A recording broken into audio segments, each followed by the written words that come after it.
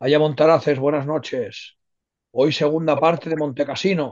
Ha pasado el verano, ¿eh? La gente ha estado a la Bartola en la playa con sus camisas hawaianas con totenkopfs, y tomando daiquiris, creyéndose Rommel en el desierto.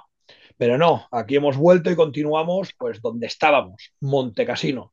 Esa mezcla de trasnochamiento, Segunda Guerra Mundial y en este caso exorcistas a los cuales nos tiene acostumbrado Felipe Botalla, esta vez ya sumando a otro jinete del apocalipsis, ¿no? Y digamos que el personaje de Tristán cobra como vida aquí como autor. Y nada, continuamos en donde nos quedamos. La parte final, bueno, pues del libro, pues sí que es verdad que al ser pasar un hecho real, todos sabemos cómo acaba, ¿no? Es decir, todos sabemos quién gana, lo que se destruye, quién pilla la del atún. Pero bueno, es muy interesante también ver, pues no voy a adelantar, ¿no? Al final del libro, luego lo hablamos, pero es muy interesante ver todo lo que lleva a, digamos, a la amistad, ¿no? Entre distintas personas, la amistad del exorcista, de los alemanes, todos entre ellos los vínculos que se crean, incluso cómo van aumentando incluso el compromiso, digámosle, político, ¿no? Parece, entre tanto de camaradería, de amistad entre ellos personal, como el compromiso político al ver pues la debacle pues, que va pasando en Europa y en sus países. Y luego, pues la muy interesante promesa de seguirse como viendo y también enraizando pues en ese libro tan conocido de la opción benedictina, ¿no? En esa pequeña comunidad benedictina, pues que acaban formando, aunque me adelanto y ya cuento el final, da igual, spoiler que le llaman ahora a muerte.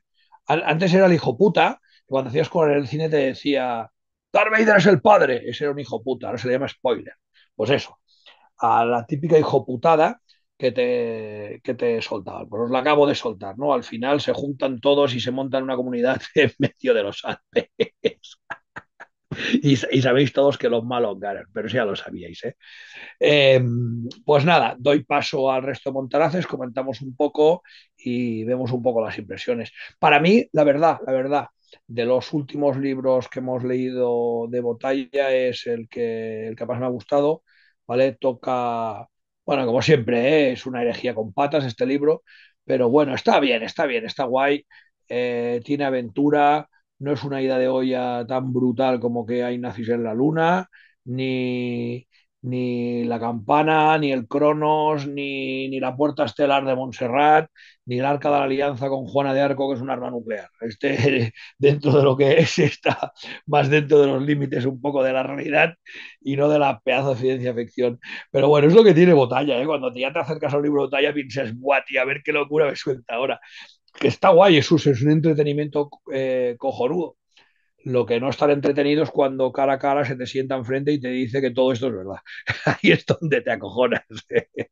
Pues nada, damos paso al resto de compañeros y como siempre, se recomendamos estos pedazos de novelas de puro entretenimiento que hace Botalla donde, pues como siempre, donde los malos son los que son malos de verdad y los buenos, pues son los que fueron buenos de verdad. Buenas noches a todos.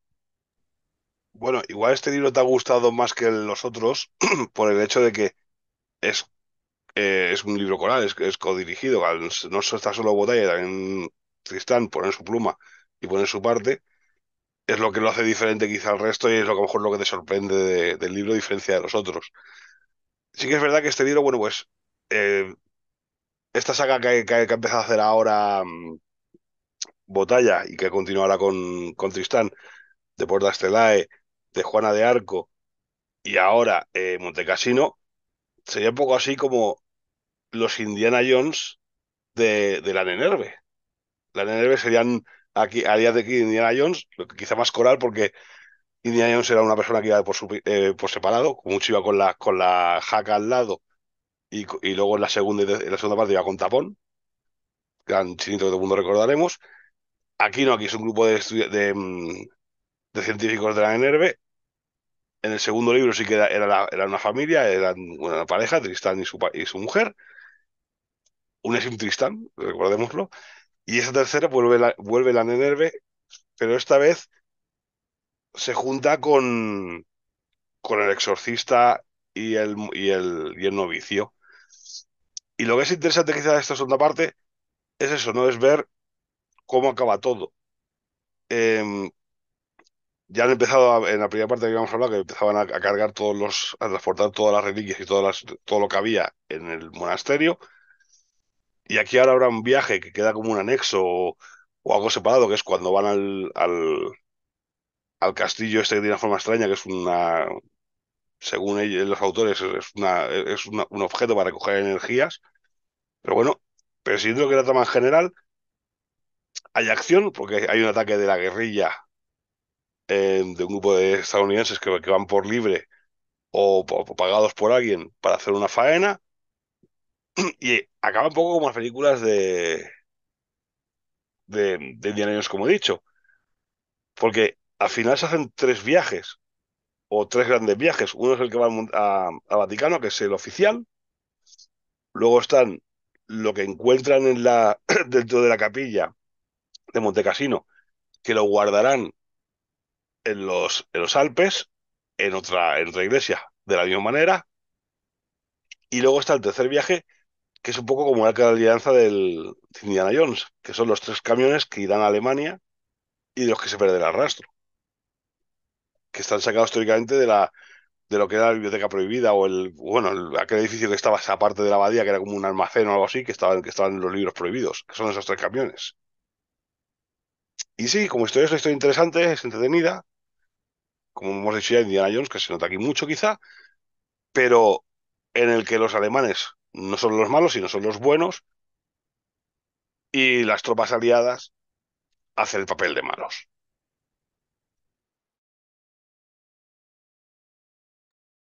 De, matizando ahora algún punto así interesante que me ha gustado más o me ha llamado la atención. Cuando hablan en el capítulo de la reunión, hablan del el varón Albert Gustav y su familia. Bueno, yo como estoy viendo que el libro mezcla parte de ficción con parte de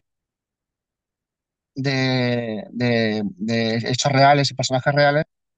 Estaba viendo me ha dado por comprobar si Albert Gustav era una persona de la cual sea histórica real, ¿no? De que se ha utilizado para el libro. Y sobre este personaje no he encontrado ningún dato. Me imagino que debe ser un personaje ficticio. Sin embargo, representa muy bien ese poder arquetípico como lo es la masonería o el de las élites que durante la historia ha controlado el mundo. Y sí es muy interesante que el personaje de Albert Gustav nombra a Canaris como parte de sus colaboradores, siendo este sí conocido histórico por conspirador contra Hitler y por pertenecer a una red de conspiradores.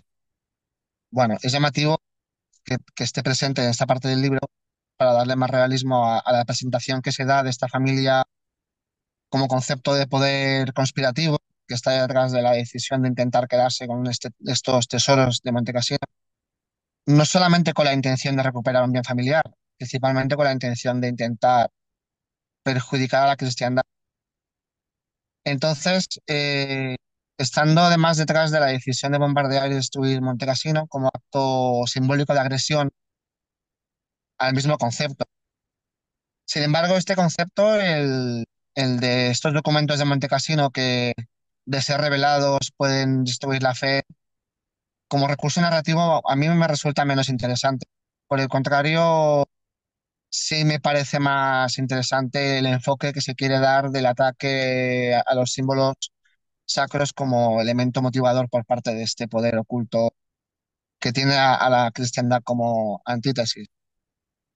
Y, y élite, esta élite que sin caer en fantasías o exageraciones, yo por mi parte sí opino que puede tener cierto interés en la simbología de carácter ritualístico como parte de un juego sádico o de demostración pública de poder, por decirlo de alguna forma, una manera de poner las evidencias a la vista de todos y sin que nadie sea capaz de darse cuenta o demostrarlo, sí que creo que en cierta manera sí es cierto, o sea, sí existe este tipo de juegos por parte de este tipo de poderes ocultos y de familia. Después en las páginas del libro que tratan sobre el Castell del Monte, yo considero que me sacan un poco de la historia. Sí es interesante el lugar como tal, por ejemplo, la arquitectura del castell de forma octagonal y el misterio de su funcionalidad, sigue siendo a día de hoy un enigma que además se ha tratado en muchos libros y se ha analizado mucho, pero las evidencias de carácter paranormal, o sea, perdona, quiero decir, las vivencias de carácter paranormal que los protagonistas de la historia durante la visita al castell viven son, bueno, un poco extravagantes. A mí me sacan un poco de la historia, la verdad. Es como que, como el libro va sobre Monte Cassino, de repente esto del castell de Monte, no siendo la temática principal, considero que quizás no era tan necesario. Además, la experiencia paranormal que es cómica que explican es un poco rara en ese momento del libro. Pero sí es verdad que el lugar, el Castell del Monte, es muy interesante, la verdad, la estructura, la arquitectura y todo. Tiene bastante, tiene bastante interés.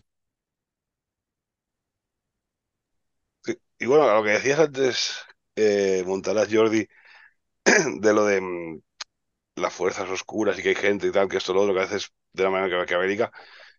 Solo tienes que ver este verano cuando estaba el Maduro ahí hablando diciendo que Elon Musk es un enviado del diablo y de de la iglesia satánica estadounidense, no sé si era de Filadelfia, contra el régimen bolivariano de Venezuela, que le respondió el encargado de community manager de la iglesia esta satanista, le respondió imbécil.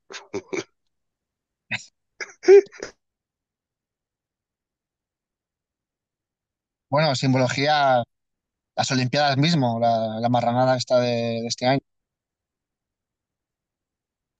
Sí, a ver, yo sé, hay gente que, a lo mejor hay gente que puede tomárselo. Bueno, yo creo que es lo que he dicho, yo este libro que se llama, lo tomo es una alegoría del bien contra el mal. Y sí que hay, a veces sí que veo que no se ataca a la iglesia quizá, en- o al menos frontalmente, el que la ataca no la ataca porque sea satánico y malandrín y tal, sino yo creo que es más el típico materialismo que ahora es woke, pero que antes era izquierdista y que anteriormente fue liberal, que ataca la parte espiritual de un pueblo. Y en España y en Europa en general, la parte espiritual era la Iglesia Católica. Nos guste o no, o sea, por mucho que yo ahora diga que soy pagano o que soy budista o que soy sintoísta, en Europa la parte espiritual y moral ha sido durante 1500 años tranquilamente la religión católica. Y entonces estos grupos la atacan por eso, pues, simplemente pues un poco pues el odio que tienen contra la religión diciendo que era un dogma, pero luego ellos con su gran ciencia crean otros dogmas y cambian cambian las sotanas negras por batas blancas.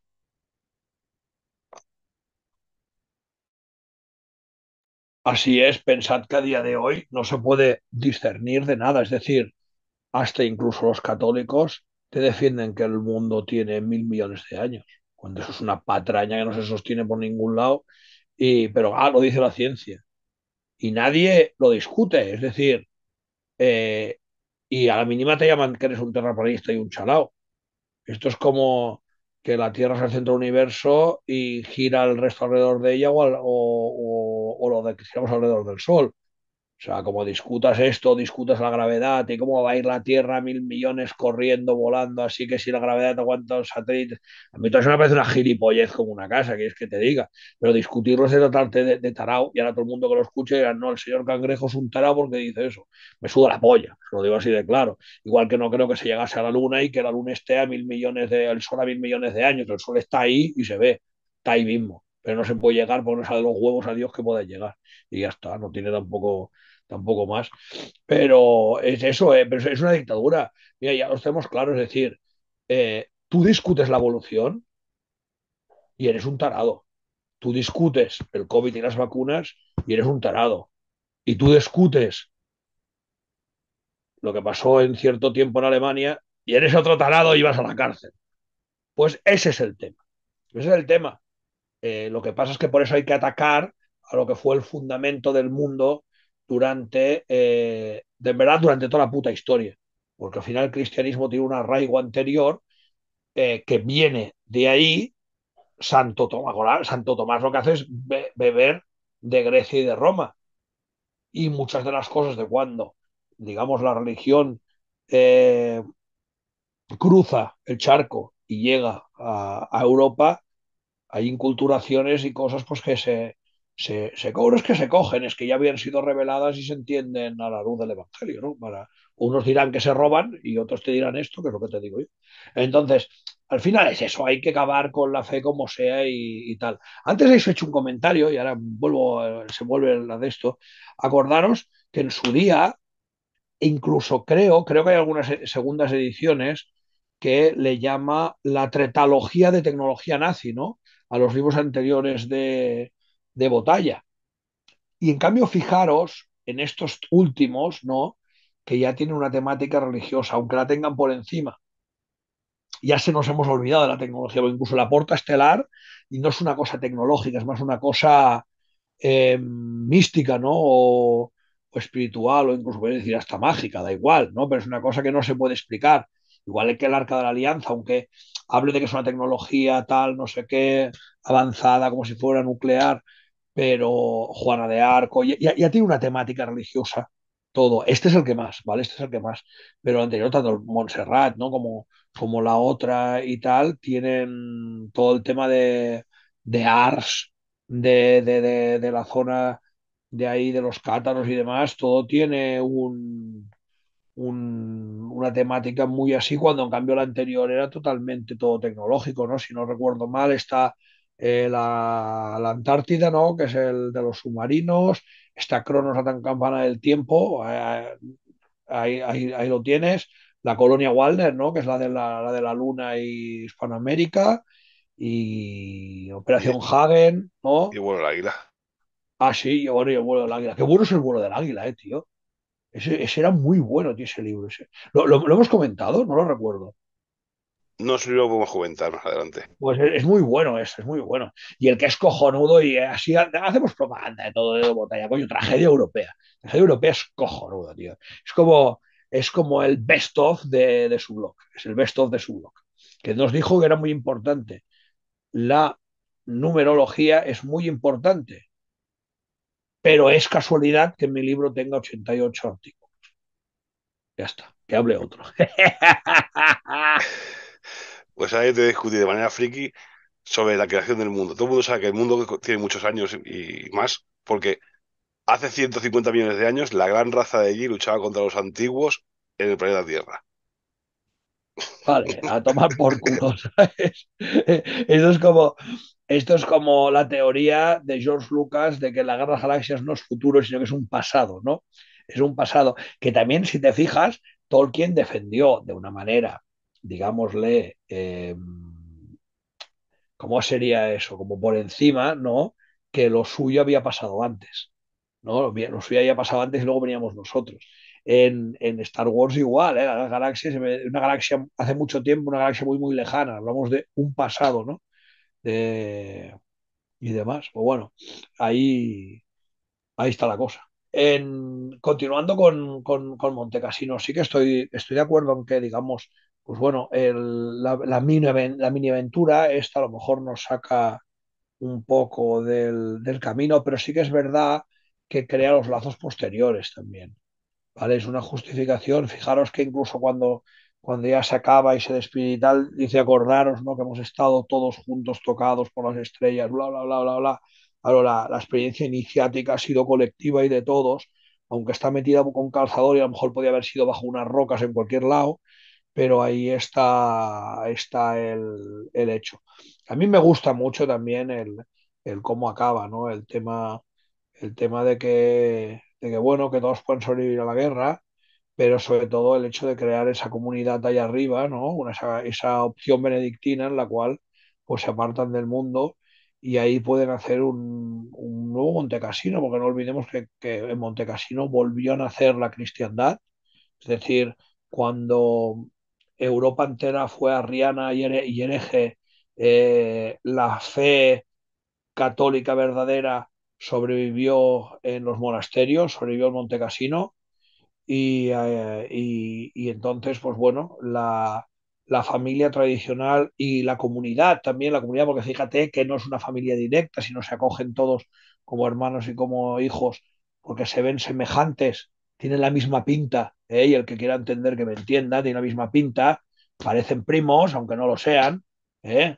Porque tú no pareces primo con según quién, pero sí con según quién otro, pues ahí en la montaña puede volver a nacer esa comunidad, esa tribu, ¿no? Esa pequeña tribu en la cual todos eran familia y tu tribu era los de tu montaña, los de tu valle, ¿no? Los de tu pueblo, tu parroquia, ¿no? Que también era eso entonces tu cueva. Y eso es interesante, ¿no? Ese pequeño poder aguantar. Luego también la soltada brutal, reivindicación pangermánica en el cual llegan ahí y dicen, coño, no entendemos por qué esto es Italia. Eso me gustó mucho. Este ahí es que dices, ¿sabes lo que me gusta de Botalla? Que es como es el sistema, pero al revés. Es decir, el sistema, cualquier mierda, comentario, cualquier chorrada que tienen en sus series, es para meterte mierda, ¿no? Pues Botalla, cualquier cosa que puede, utiliza para decir la verdad, ¿vale? Porque sí, sí, ya sé que, uy, sí, ahora ya habrá uno que dirá que mi su prima italiana es del Subtirol y se siente muy orgullosa de Italia. Una polla. O sea, cualquier persona que vea eso sabe que eso no es Italia. Como no olvidemos, no era Trieste, ¿eh? La zona de Trieste y demás. Ahora me voy a meter en un follón enorme y ahí tienes a un montón de camaradas, una parte de Casa Pound, bandas de música, lo que queráis decirme. Actualmente ya lo es, porque la sustitución racial que hizo el Duce fue total. Pero coño, Trieste era el sur y el puerto sur del Imperio Austrohúngaro. Y el que diga lo contrario es un gilipollas. O sea, es que lo fue así y siempre lo ha sido. Y a día de hoy, aparte que vas y la gente es distinta, pero esa la italianización hecha después de la Primera Guerra Mundial, las cosas como son. Pasa que ahí sí que se hizo y en cambio en el Subtirol no, en el Subtirol es mucho más evidente. Y hasta el señor Cangrejo metiéndose en líos. No, sí es verdad que has comentado que el trozo del castillo sirve para unir unir los dos grupos que hasta el momento están separados, que hablan en Herbe con, con el exorcista, y sí que tienen un cometido, aunque te saca un poco quizá de la historia central, es unir las dos líneas para luego poder seguir para adelante. Y también es muy interesante eso que has comentado, de que montar una comunidad, que bueno, lo que se habla últimamente es lo que se habla en los últimos 20 años en España, de ciertos grupos identitarios, de hacer comunidad y quizá de separarse o más, o alejarse más y más del sistema. También es muy interesante, al final del libro, cuando he dicho que ocultan de nuevo, emparedan los textos apócrifos de Jesucristo, lo que veo interesante y me gusta mucho de eso es el hecho de que te dan a entender los dos autores de que hay conocimientos que es mejor que el vulgo no los sepa. De que a veces, o sea, de que hay conocimientos que se requiere cierta preparación o de que no todo el mundo está preparado para conocer o saber la verdad. Que eso en parte también quizá un tema muy interesante, ¿no? Que a veces sí que es verdad que a lo mejor hay cosas que mejor, que a lo mejor que nosotros el vulgo no sepamos. Aunque siempre intentemos buscar la verdad, a lo mejor hay veces que es mejor no saberla o no conocerla o vivir en en la ignorancia. Así es, totalmente. Es decir, primero de todo, hay que entender que todo el mundo tiene sus opiniones. Cuando alguien dice, hay evangelios apócrifos y tal, hay cosas que hay que cogerlas con pinzas, porque cada uno de decirlo se da las pelotas. La iglesia a la luz del Espíritu Santo, eso te diré yo. Y ahora llegará otro y dirá, la iglesia en su afán de manipular, vale, que cada uno diga, os haga la polla, la razón la tengo yo, que por eso soy el señor Cangrejo y por eso digo las pelotas, pues el Espíritu Santo guió para que textos eran eh, directamente palabra de Dios y cuáles no. De los apócrifos hay muchos que son dados por válidos, porque el protoevangelio de Santiago se usa para todo. Es decir, los nombres de los Reyes Magos no los sabemos por la Biblia, no lo sabemos, para nada. Pero como tenemos otras cosas, o sea, al final, mucha de la tradición, digámosle, que usamos en el día a día de la iglesia, no está en los Hechos de los Apóstoles, sino que está en los protoevangelios de Santiago. Y solo que se conoce como la tradición. Es decir, la iglesia tiene la revelación, que es la palabra de Dios, que es la Biblia, la tradición que se hereda y se va sumando, y luego tiene el magisterio, que emana de las dos anteriores, que es cómo se aplica en el mundo, que es el que es inmutable, pero sí adaptable o entendible. Y a día de hoy hace lo que sale de la polla con ello, que eso ya es otro tema más complicado. Sí que hay una cosa interesante en esto del, digamos, de esta colaboración. Yo creo que sale ganando, ¿eh? Ojo, creo que sale ganando porque como que se pican uno con el otro, ¿vale? Creo que el libro gana en consistencia. Acordaros que el Porta Stellae no tanto, pero el arca y la espada era muy, era muy escueto, casi parecía unas notas para un guión de cine. Y este, en cambio, gana en consistencia. No sé si porque entre los dos se ayudan, se pican, ya no tengo tanto conocimiento, pero para mí es mucho mejor, ¿eh? O sea, el Porta Stellae me moló porque es mi Montserrat, ¿sabes? Es que cuando habla del camarín que está detrás de la Virgen, todo, es decir, es un sitio que puedo ir un martes, ¿vale? Y eso pues para mí le da un valor extra. Por otro lado, cogí el del Arca con muchas ganas, pero joder, me pareció demasiado una paja mental. Me entretuvo, porque está guapo, hay acción, todo el tema de que aún haya templarios, que acaben a tiros, está guay. O sea, lo ves y dices, ¡buah! ¿Cómo molaría verlo en la pantalla? Pero es una ida de olla alucinante. En cambio, este es como más normal y está bien. O sea, y que no me tome nadie de que estoy, digamos, menoscabando el trabajo y los libros de Botalla. Al revés, los recomendamos siempre y nos encantan, o sea, nos parecen cojonudos, pero tengo que decir la verdad, hay cosas que me parecen más ida de olla y otras menos. Al final es aunque él diga que no, es una fantasía, ¿no? Y es como en muchos casos, pues ciencia ficción o espiritualidad ficción, como lo quieres llamar. No, pero sí que es verdad que decías tú que el otro se nos hizo corto. Al otro pensamos que le faltaban capítulos, que podía haber redondeado más la espada del arca. Aquí, claro, al ser dos autores, yo no creo que se hayan picado, simplemente que uno aporta un punto de vista que a lo mejor el otro no había contemplado. Claro, no es lo mismo si hago yo algo o si lo hacemos tú y yo. A lo mejor hay cosas que yo no contemplo que tú sí, o cosas que tú contemplas que yo no. Y, entonces, y nos complementamos y a lo mejor llegamos a sacar ideas nuevas que no se nos había ocurrido a ninguno de los dos por separado. Y cuando hablaba yo, ya no hablaba tanto de los tres apócrifos como conocimiento prohibido o que te has escondido. Voy a utilizar una hipérbole también muy pop, que todo el mundo entenderá. El día de la bestia. Al final de la película, los dos pavos que han vencido al demonio y que han evitado el fin del mundo se han convertido en vagabundos. Que hay un momento en el que el mentalista le dice al otro, Buah, teníamos que estar nosotros ahí en la tele hablando y tal, y disfrutando de las mieles de la victoria, ¿no? Y el cura le decía, déjate de tonterías, nosotros somos gente normal que hemos hecho nuestro cometido y ya después sí con nuestra vida.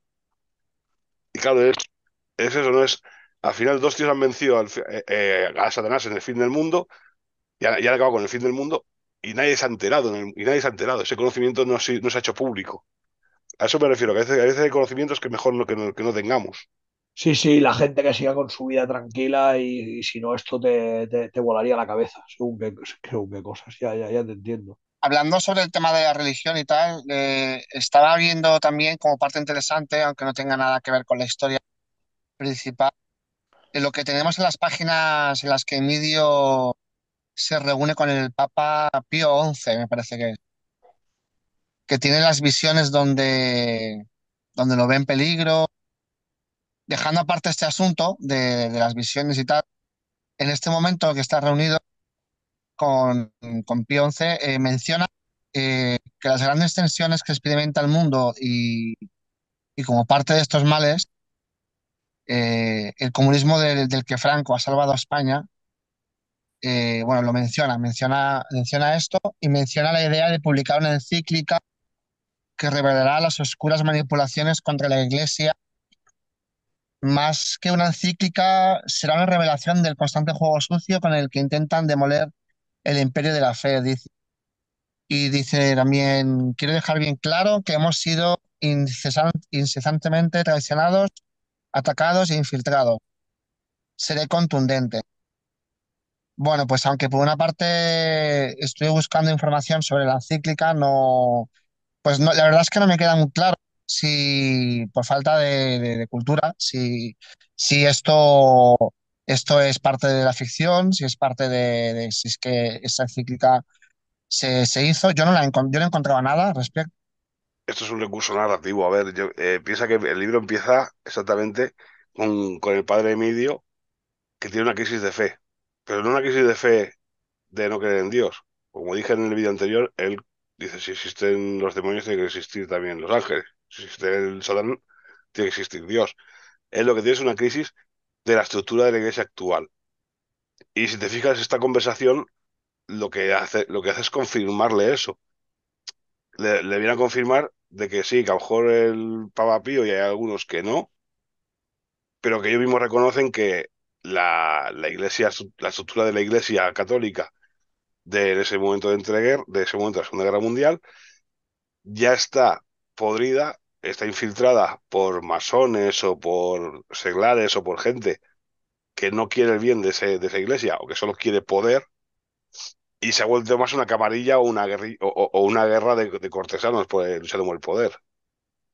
Y que es lo que al final hace que Emidio decida coger y montarse la comunidad aquella que se monta en los Alpes con su familia. Yo creo que van los tiros más por ahí, es un recurso narrativo para confirmarle de que la iglesia está podrida y que luego es de esos barros, esos lodos, que luego llegará al Concilio Vaticano II. Luego, las últimas páginas del libro, el autor nos habla de la Escuela de Frankfurt, la Trilateral, el Club de Roma, el Club Bilderberg, el Instituto Tavistock, la ONU, la UNESCO, bueno, todo, la FMI, la masonería y otros oscuros cenáculos como los manipuladores de los cambios sociales, nos los presenta, y de cambios y manipuladores de culturas de todo tipo que estamos sufriendo en este momento nosotros. Y dice que nuestras familias y sobre todo nuestros hijos, incluso cambios en cómo debemos entender nuestro cuerpo biológico natural. El ataque es absoluto y en todos los frentes apoyados por sicarios y cipayos de los medios de comunicación. En el mundo académico, empresarial, industrial, militar, político, religioso, que no cesan en su empeño de la aplicación. Bueno, la denuncia de estos males está bien hilada también con el enfoque o simbolismo que quiere transmitir el libro.